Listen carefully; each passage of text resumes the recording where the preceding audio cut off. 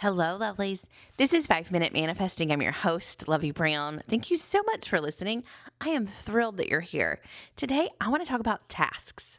So, in manifesting, there aren't a whole lot of tasks to do, but there are some. So, let's get into it. I want us to be able to differentiate between the tasks that are yours, that are actually yours to do, and what tasks are your higher selves or God's or the universe to do. And so basically, the idea of manifesting that we've talked about many, many times on this podcast is your internal world. What's happening inside of you is you are selecting the reality that you want with your internal world, with your imagination, with your thoughts, with your feelings, with the story that you're telling yourself. Sort of those mechanisms inside of you. And that internal world is pushing out into the external world, and that's how you're getting it. That's how you're selecting what you're living in. And we often don't have, when we first come to manifesting especially, we often don't have a lot of facility with choosing our internal world, with sculpting our internal world. We've kind of just, most of us, I can say, unless you've been taught these skills from an early age, and I wish that I had been, and I hope that you are teaching your children this, we kind of just let the world, the external world, dictate to us what our internal world is going to think about, focus on, believe, marinate in.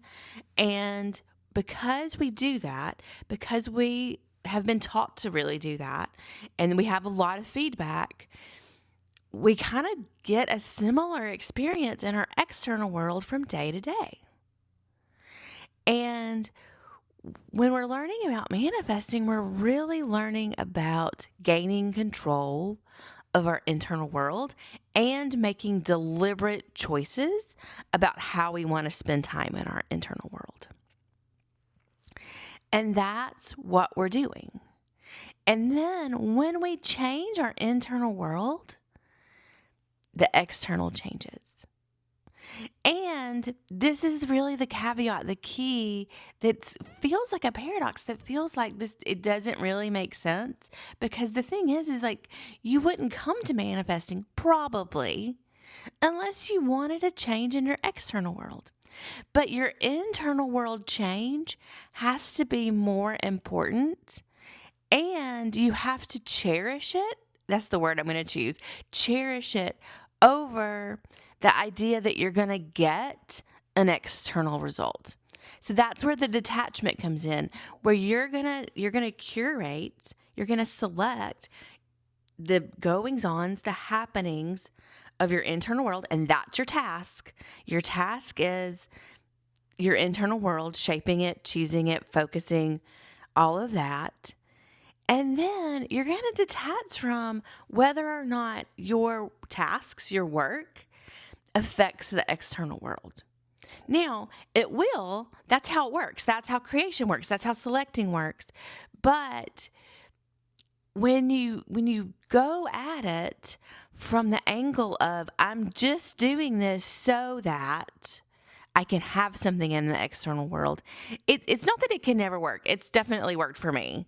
It's earlier in my manifesting, but it usually doesn't last for very long. That's just my experience. And so the detachment is just really helpful in terms of like creating a sustained change, right? Like, I am the operant power. I am in my internal world creating this and living there. In the external world, I'm so powerful and strong and delighted by myself. The external world doesn't really matter that much.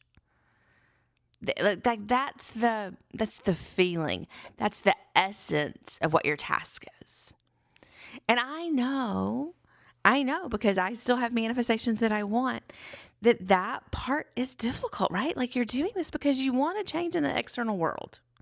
That's why I do a lot of the manifesting I do. But your task is your internal world. And then your next task is detaching from the outcome. And that's what it is. Now, detachment doesn't mean lack of desire. It doesn't mean a neutrality of your desire, like you don't want it anymore. It does mean sort of a letting go of an open, loose palm of you're not like grasping onto that outcome.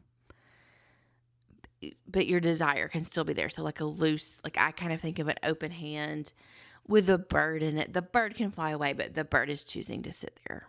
It's just kind of the image that came to mind just now.